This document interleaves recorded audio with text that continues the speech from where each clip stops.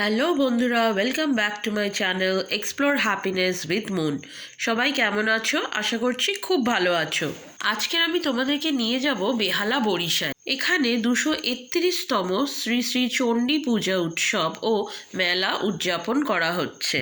কলকাতার নানান প্রান্ত থেকে সবাই এই মেলাটা এনজয় করতে আসে। এই মেলাতে 5টি আকর্ষণীয় জিনিসের কথা তোমাদের সাথে শেয়ার করব, কিন্তু তার আগে তোমাদেরকে নিয়ে যাব শ্রী শ্রী চণ্ডী মায়ের দর্শন করাতে।